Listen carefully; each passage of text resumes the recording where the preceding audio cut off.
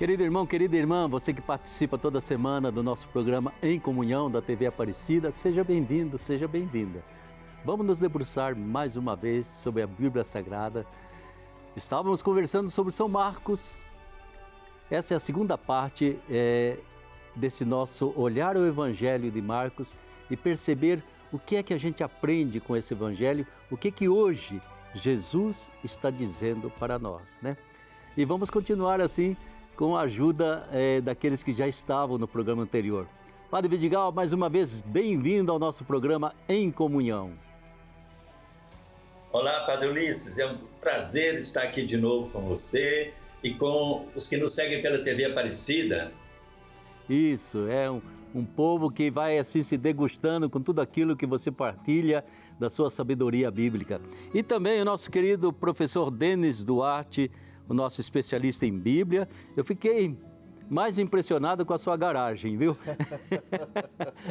Onde ali você debulha, reflete, partilha tudo aquilo que é esse alimento para a nossa vida, a palavra de Deus. E você diz com os seus vizinhos, né, Denis? Que coisa bonita. A gente chama lá de Bíblia na garagem. Bíblia na garagem. Tem tanta gente abrindo igreja em garagem, né? Por que a gente não vai usar nossas garagens também para poder falar da Sagrada Escritura? Exatamente. Parabéns, viu, por essa iniciativa. Tomara que alguém imite você. Tomara. Ele é especialista em Bíblia, é cientista da religião, é pesquisador, é escritor, está na ativa, tem sua família, 2 filhos, né, Denis? 2 filhos, Tiago e a Dulce. Sua esposa que se refez da saúde, graças a Deus, né? E aqui então, minha gente, nesse bate-papo, nós abrimos e fechamos sempre com a palavra de Deus. Presta atenção então nestes versículos que vamos agora mostrar para você. Ao desembarcar, Jesus viu uma grande multidão e ficou com pena deles, porque eram como ovelhas sem pastor, e começou a ensinar-lhes muitas coisas. Já era bem de tardinha, quando os discípulos vieram dizer-lhe: "Este lugar é deserto e já é tarde. Despede-os para que possam ir aos campos e aldeias vizinhas para comprar o que comer." Ele, porém, respondeu-lhes: "Dai-lhe vós mesmos de comer."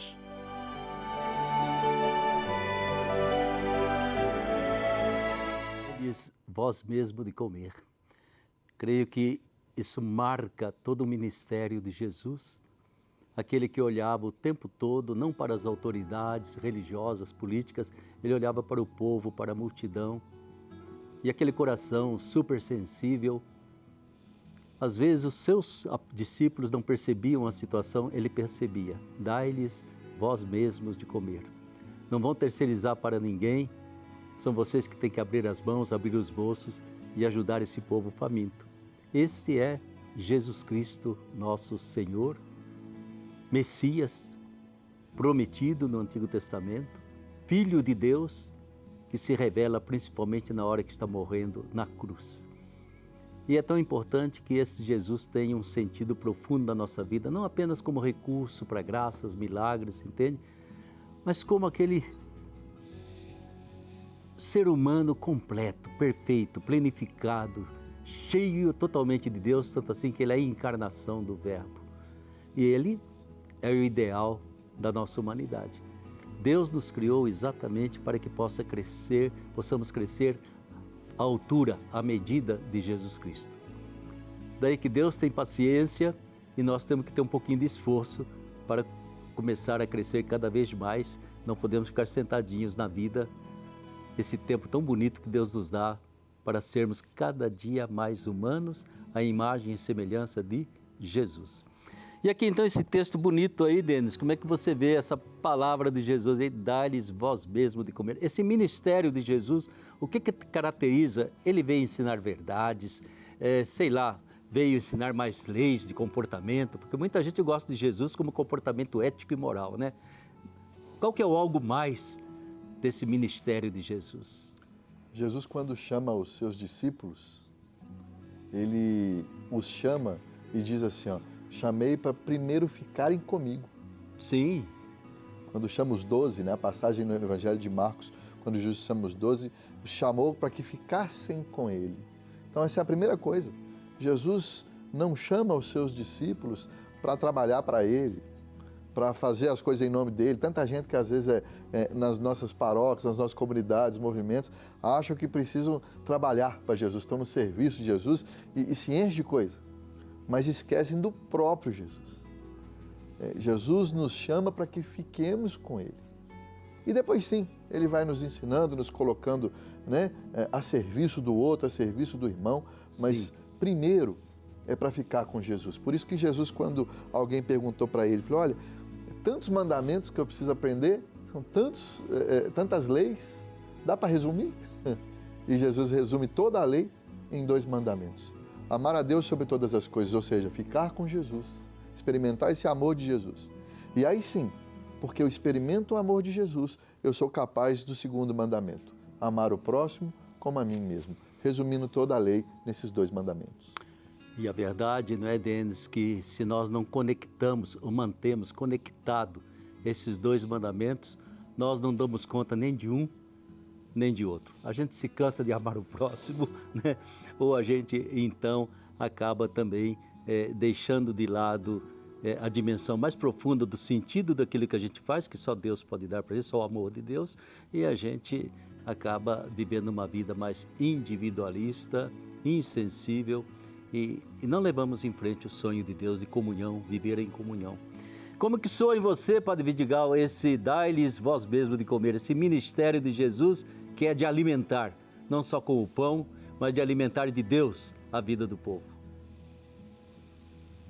Primeiramente, no nível material, a gente está vendo aí na pandemia como a humanidade é capaz de partilhar, né, de resolver os problemas sem apelar assim à autoridade, ao Estado, ao governo. A favela mesma se mobiliza, né, com aquele espírito fraterno, mostrando que cada um pode dar um pouquinho de si, um pouquinho do que tem. E no lado espiritual, eu acho que a riqueza humana de cada um, ela é muito grande, né? E assim, dando exemplo, falando, convivendo com as pessoas, a gente sabe o que ela precisa de ouvir, o que ela precisa de ver em nós como sinal de Deus.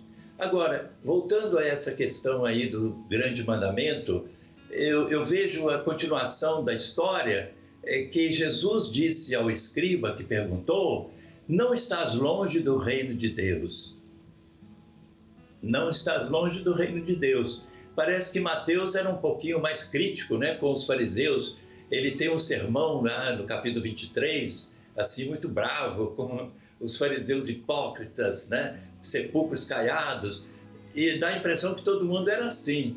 Aqui está na prova que havia exceções, né? Jesus está dizendo ao escriba, você está perto, não está longe não, é por aí. Exatamente, e é muito importante perceber que Jesus teve opositores, teve gente que o odiava, mas ele nunca fez acepção de pessoas, não. Ele atendia aos pobres, enfermos, doentes, ele atendia os Zaqueu, pessoas ricas, até ladrões, ele atendia. O próprio Mateus, né, se converteu de explorar o povo para ser seguidor de Jesus. É tão importante que Jesus acolhia todos, saduceus, fariseus, quem quer que fosse, ele atendia, né? Eu acho muito bonita no Evangelho de João, Nicodemos, né? Um velho que já não tem mais explicação para a vida, nem para a fé que ele possuía, ele vai buscar em Jesus a resposta que a sua religião, a sua fé não conseguia lhe dar, né? E leva susto, mas ele segue, se torna discípulo de Jesus. Então, Marcos, nós estávamos falando aí de Marcos na Galileia, no seu ministério, mas devagarinho a gente vai se aproximando da fronteira da Judéia. 2 estados distintos, né? E 2 espaços geográficos essenciais do ministério de Jesus. Ainda nesse ministério da Galileia, o que você acentuaria, Denis, que a gente percebe uns 180 graus na proposta de vivência da fé, de relacionamento com Deus que Jesus trouxe para nós? Uma das coisas que fica muito claro nesse evangelho é uma mudança, aí também de certo modo geográfica, de lugar, porque as pessoas até então, lá na Galileia, frequentam as sinagogas. É verdade. A casa de oração dos judeus. Jesus, no início, no primeiro capítulo, no segundo, ele vai até as sinagogas, ensina e as pessoas ficam admiradas com o seu ensinamento e com seus feitos na sinagoga. A partir daí a gente começa a perceber a sinagoga se esvaziando. As pessoas não mais vão à sinagoga e vão onde Jesus está. Onde Jesus dá o seu ensinamento. Nas casas, no próprio deserto, como vimos aqui o card no início do programa. Sim. Né, onde Jesus está a multidão na porta da casa de Pedro. Isso, inclusive, vai gerar com certeza um dos problemas para Jesus, né, da oposição, como o senhor colocou, da liderança religiosa de Israel, sobretudo dos doutores da lei, que eram quem comandavam as sinagogas. Isso, claro, eles não vão ficar satisfeitos, né, com o esvaziamento da sinagoga e todo mundo indo atrás de Jesus. Isso nos mostra que o povo está entendendo, na Sagrada Escritura, quem é o centro, onde Jesus está. E já não está mais na sinagoga e começa a frequentar as casas, os vilarejos, os povoados, lugar onde também o povo está.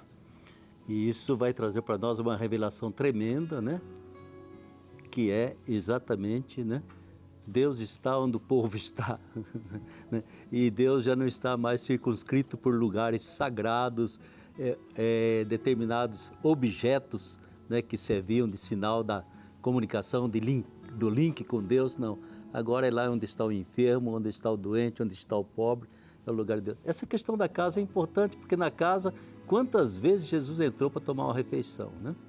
Quantas vezes? Exatamente, e nós falamos aqui do Mateus, do Levi, no Evangelho de São Marcos, quando Jesus chama o cobrador de impostos, esse cobrador de impostos resolve dar uma festa. Né? Quando ele conhece Jesus, tem uma experiência com Jesus, porque ele não tinha mais identidade, porque ele era um judeu, mas cobrava impostos para os romanos. Então, os judeus não o irmão judeu falava, peraí, você está tirando meu dinheiro para levar para os romanos? Um traidor. Você é um traidor, você não é mais judeu. E ele ia para os romanos e falava assim, ô judeu, o que você está fazendo aqui? Vai lá ficar com seus irmãos judeus. Então, ele era jogado de lá para cá. Ele não tinha mais identidade. Jesus chega para ele e fala assim, olha, me segue porque eu te coloco de novo, eu te faço gente de novo. Eu te mostro de novo a sua dignidade, a dignidade da pessoa humana. Ele, claro, vai dar uma festa, mas a gente vai ver a lista de convidados. Outros cobradores de impostos, prostitutas, ladrões. Só gente que não prestava. E diz o texto ainda diz assim, para resumir, todo tipo de pecadores. E nessa casa está Jesus. A lista de convidados é completada com os discípulos e com Jesus. Os doutores da lei ficam do lado de fora reclamando. Então, a gente tem que perceber que no Evangelho já começa uma mudança muito grande da referência do relacionamento da humanidade com a divindade, né? Padre Vidigal, coloque ainda mais alguns pontos que eu acho que são importantes nesse ministério de Jesus na Galileia, né? Desde as suas parábolas, seus milagres. O que você ressaltaria nisso aí, Padre Vidigal? A transfiguração de Jesus no Tabor, né? No monte lá na Galileia, porque é uma sequência, né? Jesus tinha falado, quem sou eu? Pedro responde, tu és o Cristo. E como foi falado muito bem pelo professor Denis, Jesus explica em que sentido ele é o Messias. Ele é o Messias, filho do homem, servo de Isaías, segundo, né? Aquele servo de Javé que sofre. Ele vai ser salvador sofrendo. E isso era uma novidade absoluta, né? Tanto assim que Pedro falou, não pode acontecer, né? Alguns até tentam suavizar a palavra de Jesus, afasta de mim, Satanás, dizendo que no grego está ripagé, mu, hopizomu, isto é, vem após mim, como se dissesse, vem ser meu discípulo, aprende e aí você vai ver que você está errado. Em vez de dizer afasta-te, parece que Jesus falou, vem atrás de mim, né? Essa é uma ideia de alguns comentadores. Bem, mas aí Jesus vai na montanha, escolhe Pedro, Tiago e João para manifestar a sua glória. Isto é, depois de sofrer, depois de morrer, ser sepultado, ele será vitorioso, ele ressuscita, né? Dá a esperança de uma vitória. Isso para nós é muito importante, né? Não há mal que sempre dure. E sempre tem uma primavera depois do inverno, né? E a gente se alivia com esse pensamento. Deus está no comando, a gente tem que sofrer para entrar na glória. E faz parte, não é, Vidigal, da verdadeira mensagem cristã, que o seguimento de Jesus, eu sempre digo, não interessa tanto a gente ficar buscando em Jesus graças e mais graças, milagres e mais milagres, e não se comprometer em seguir Jesus. E o caminho dele passa pela cruz. Só que passa por uma cruz transfigurada, né? E a transfiguração, ele diz, desde agora, cada momento de provação, de dor, de sofrimento, de contradição, você pode transfigurar. Você pode dar um sentido, um objetivo que está sempre dentro do mandamento do amor. Eu amo a Deus, Deus me ama, eu dou minha resposta de amor, custe o que custar, eu dou minha resposta de amor. Eu acho que é muito importante esse segmento de Jesus, que talvez a própria mensagem católica e mais ainda de outras denominações nem sempre acentua, né? O segmento de Jesus. A gente se aproveita de Jesus, mas não pisa sobre os passos dele, né? Como Judas não quis seguir, né? E como os apóstolos no primeiro momento também caíram fora. Esse caminho não vai dar certo, vai acabar em cruz. Eles queriam sucesso e não cruz. E nesse ponto, então, a gente vai olhando esse caminho de Jesus para Jerusalém. Denis, o que significa essa Jerusalém para Jesus? Quando eles começam a subir para Jerusalém, Jesus fala assim, agora nós vamos... Jerusalém é uma subida, né? Agora, falou para os discípulos, nós vamos subir para Jerusalém. E eles com medo. E Jesus falou assim, mas nós vamos. E o texto é muito bonito, que o texto de São Marcos diz assim, eles subiam para Jerusalém e Jesus ia à frente deles. À frente. Garantindo, falou assim, eu estou com vocês, né? Eu vou subir com vocês. E é importante, padre, o senhor dizer isso, porque, como o senhor bem disse, às vezes a gente só quer milagre, só quer cura, só quer libertação, mas a gente esquece que Jesus é o caminho. Eu nessas minhas andanças por aí, eu já vi paralítico andar, mas andou tanto que nunca mais voltou para a igreja, como diz o outro. Foi além do limite. Né? Ou seja, não soube quem é Jesus. Usufruiu do milagre, mas não soube quem é o autor do milagre, que dá muito mais do que isso, né? Então, Jesus, aquela esperança do rei, e Jesus, de fato, foi coroado rei. Coroado com a coroa de espinhos, mas rei. Foi ungido como um rei, pela prostituta. Foi coroado rei com a coroa de espinhos. Teve o seu trono, que é a cruz. Teve ao lado 2 também sentados ao seu lado, que são os 2 ladrões nas outras cruzes. Você recebeu manto e cetro quando estava apanhando dos soldados na prisão. E tanto que na cruz dele estava uma placa escrita, ele é o rei dos judeus. Jesus é rei. Quase como uma caçoada, né? E Jesus é rei, mas mostra para nós que reinado é esse, porque ele disse, o meu reino não é deste mundo. Ou seja, Jesus inverte a lógica da gente. E essa ilógica de Jesus, que às vezes ele não consegue abraçar. Até eu acho muito interessante, Denis, Padre Vidigal, como hoje se usa muito assim, aceitar Jesus. Eu aceitei Jesus. Eu falei, o verbo não é aceitar, o verbo é seguir. O verbo é seguir Jesus, que é importante. Essa subida para Jerusalém, o que você acentuaria, Padre Vidigal, né? Nessa, digamos assim, segundo lugar geográfico da vida de Jesus, da sua morte, da sua ressurreição, o que você gostaria de acentuar? Eu acho interessante que quando Jesus cura aquele cego lá de Jericó, sim, qual é a conclusão? Ele foi seguindo Jesus, o cego, né? Ele foi seguindo Jesus. Supõe-se que ele vai até Jerusalém. E exatamente quando o Pai Celeste, na Transfiguração, fala a Pedro, Tiago e João, ele diz, escutai-o. E seguir é escutar, né? Saber ouvir. Daí que o Papa Francisco nos aconselha, né, a saber dialogar escutando, que é muito importante, não só eu falar, mas eu também saber o que o outro me diz, o que ele tem a contribuir. E verdadeiramente, né, atualmente, e o Papa insiste nisso, você já disse, não há possibilidade de eu chegar para ensinar, pregar, né? Tudo aquilo que é a minha atividade de alguém que possui algo e quero passar para o outro, sem o escutar, né? E nesse escutar está esse grande princípio do nosso Santuário Nacional. Escutar significa acolher, porque a gente não escuta palavras, a gente escuta a pessoa, a gente escuta a presença, a gente escuta o olhar, a gente escuta tudo aquilo que faz parte daquele ser humano que está diante de mim, né? Ou seja, esse acolhimento, sem preconceitos, sem colocar de imediato, é bonito, é feio, é simpático, é antipático, o acolhimento respeitoso. E quanto mais esse respeito, esse acolhimento respeitoso se dirige a quem é mais simples, a quem é mais apagado, mais vulnerável, maior a chance da gente estar tendo uma experiência com Jesus, né? Jesus não pode ser para nós, Padre, um bem adquirido. Muita gente acha, como o senhor disse, eu conheço Jesus, ou seja, adquiriu aquilo e pronto, acabou. Jesus é caminho, como você colocou. Então, por isso que esse evangelho, essa geografia desse evangelho nos ensina isso, né?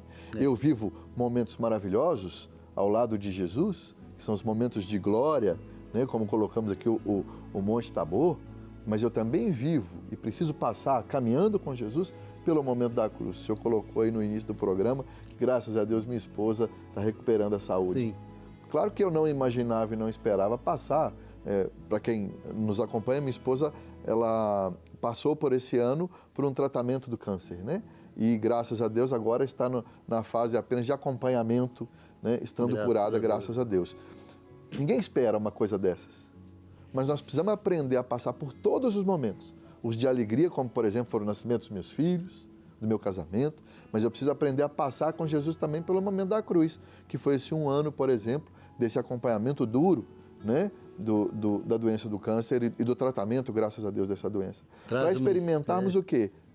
A vida nova, essa ressurreição, porque, vou dizer para o senhor muito francamente aqui, para o querido Padre Vidigal, nós estamos vivendo algo completamente novo na nossa família, maravilhoso, graças a esse período de cruz, porque estamos caminhando com Jesus. Não é um bem adquirido, mas é um caminho que não termina a não ser quando encontrarmos com Ele na glória. E sempre com surpresas. Sempre com surpresas. Padre Vidigal, na caminhada dos discípulos, Jesus à frente, eles indo para Jerusalém, parece que eles ainda estavam sonhando, oba, agora sim vai ser o golpe de Estado, agora sim... Não.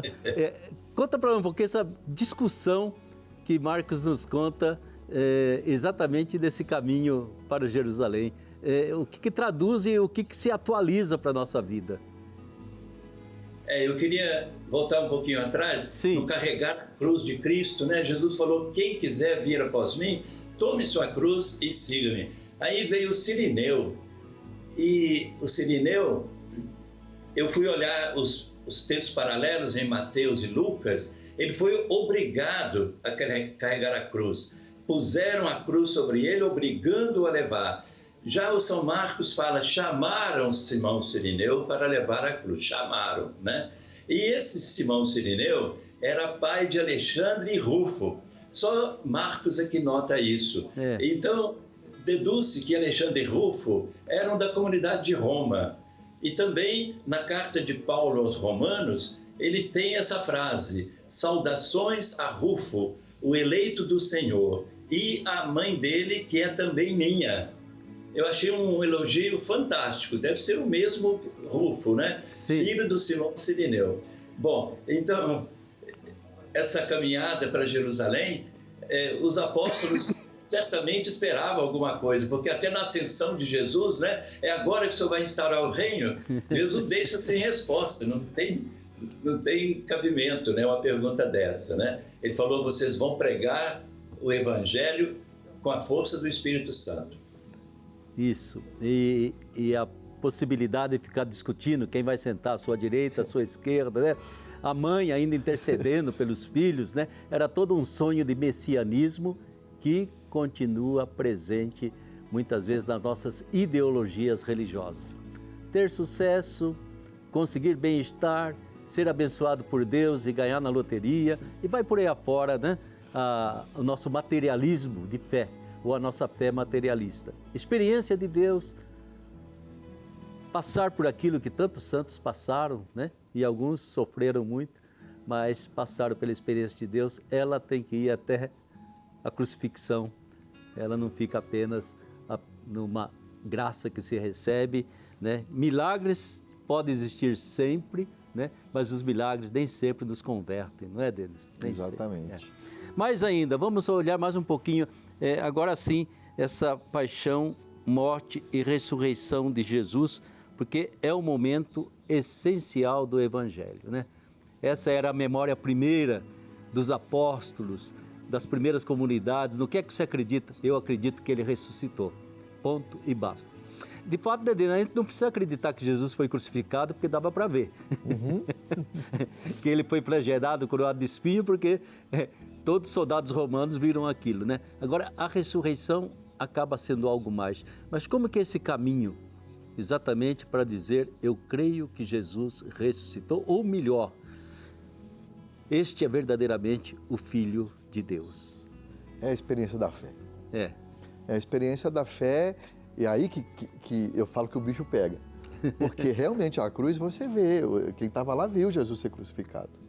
Mas agora, eles não encontraram o ressuscitado no final do capítulo 15, não encontraram o ressuscitado. Eles ficaram sabendo por outros e viram o túmulo vazio. E receberam um recado de Jesus. Você olha, manda eles voltarem para Galiléia. É como se Jesus estivesse dizendo assim, vai começar tudo de novo. Sim. Alguns dizem que esse é um evangelho cíclico. Justamente por isso, eles passam pela Galiléia, todas as experiências com Jesus, passam por outras experiências, que é a experiência da paixão, morte e ressurreição lá na Judéia, e quando encontra o túmulo vazio, Jesus fala assim, volta para a Galiléia, porque vai começar tudo de novo, agora com a força do ressuscitado. Sim, e eu ficava imaginando, sabe, eu falei, quando Jesus ressuscita, ele fala, olha aqui, eu não quero saber mais nada de Jerusalém aqui. Vamos voltar para Galiléia, é lá que eu quero começar a minha igreja, é lá que eu quero ver o reino de Deus se implantando em primeiro lugar, né? Eu acho que isso é alguma coisa que a gente fica imaginando, as cenas que aconteceram exatamente nesse ato de fé profundo, né? Eu creio em Jesus ressuscitado, eu creio que Ele é o Filho de Deus. Como que você, Padre Vidigal, vê isso aí? Até porque eu tenho uma dúvida. Puxa vida, se Jesus ressuscitou, não era a hora dele dar um show, né? Humilhar seus adversários e inimigos, aparecer para todo mundo, naquilo que atualmente a gente faz em algumas representações da ressurreição, é aquele show de Hollywood, né? Ressuscitando. Por que Jesus fala, eu quero testemunhas especiais, né? Eu não vou dar show pascal para ninguém, né? Eu quero uma experiência. Por que será, Vidigal? São Paulo fala na primeira carta aos Coríntios, capítulo 15, que Jesus ressuscitado apareceu a Simão, apareceu a fulano, etc., apareceu a mim e a 500 irmãos reunidos, e alguns ainda estão vivos quando ele escreveu a carta, né? Sim. É sinal que ele escolheu as testemunhas, porque não foi todo o povo que viu Jesus ressuscitado, né? Ele não apareceu para Pilatos, para Herodes, etc., e é nessa base, né, que é construída a igreja, né? A igreja é santa, católica, apostólica, porque é baseada no testemunho dos apóstolos. Se você não acredita naqueles que viram, como Tomé falou, não, eu tenho que ver, tocar, senão nada feito. Aí, se a gente não acredita nos apóstolos, então nossa fé não tem fundamento, né? Agora, eles mesmos duvidaram, e foi bom que eles duvidaram para afirmar a fé e transmitir com a força do Espírito Santo, com a luz da sabedoria dele.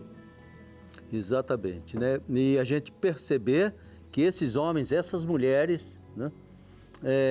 Eles não tinham nenhuma condição de inventar uma novela, não tinham nenhuma condição, nem psicologicamente, nem pela fé que traziam dos antepassados, de inventar uma Páscoa, uma ressurreição, né? E eles foram escolhidos para serem testemunhas, né? O que me impressiona é que do momento que eles fazem a experiência pascal de testemunha, aí eles vão dar a vida, né? Continuaram perseguidos, primeiro pelo próprio grupo fanático dos judeus, perseguido pelo Império Romano de uma forma atroz, mas aqui não. Aqui eu morro, mas não volto atrás da minha fé.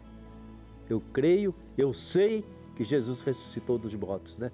Essa vitória da vida sobre a morte, do pecado, né? Aliás, da ressurreição sobre o pecado. Eu acho que esse ponto... Aí eu gostaria que a gente olhasse um pouquinho para esse centurião romano, Denis. Sim, ele representa esse salto que o senhor diz aí, porque é um grande salto, que a gente acompanha os discípulos no Evangelho de São Marcos, como a gente já discutiu aqui. Esses discípulos, eles o tempo inteiro com dúvida, com medo, com incerteza, né? Não sabem ao certo no que vai dar, mas quando têm a experiência de Jesus ressuscitado, se transformam, né? Nessas testemunhas que dão a vida. E esse centurião romano representa isso. Porque, veja, ele nem tem a bagagem religiosa de Israel. Ele não esperava um Messias, ele não esperava o Filho de Deus, porque ele era romano. Então, a bagagem religiosa dele era outra, completamente diferente. E quando vê Jesus na cruz, tem essa experiência do Jesus da cruz, mas a cruz para nós, que era símbolo de derrota, em Jesus passa a ser sinal de vitória sobre a morte. E ele faz essa declaração que segura, que sustenta o Evangelho, que é verdadeiramente ele é o Filho de Deus. Porque alguns autores dizem que o Evangelho de São Marcos, ele é como um arco duplo, que tem 3 sustentações. Uma no início, no primeiro versículo, quando São Marcos declara: princípio do Evangelho de Jesus, e quem é Jesus? É o Filho de Deus. No meio do Evangelho, no capítulo 8, quando São Pedro diz: quem dizem que eu sou? Tu és o Cristo. E o final do Evangelho, sustentando esse arco, é a declaração desse centurião romano: verdadeiramente, ele é o Filho de Deus. Esse é o objetivo de todo o Evangelho. Fizemos então esse percurso um pouquinho rápido, mas eu espero que você perceba, eu quero ler a Bíblia, por onde eu começo? Por São Marcos, né? E aí então, eu queria que você guardasse no seu coração essas últimas palavras de todo esse bate-papo sobre São Marcos. O centurião que estava diante dele, vendo como havia expirado, disse: na verdade, este homem era filho de Deus. E Jesus quer que todos nós sejamos também, com ele, filhos e filhas de Deus. Que Nossa Senhora nos ajude, nos acompanhe, nos inspire, nos abençoe e que a palavra de Deus seja o nosso alimento de cada dia. Fique com Deus, muito obrigado pela sua presença.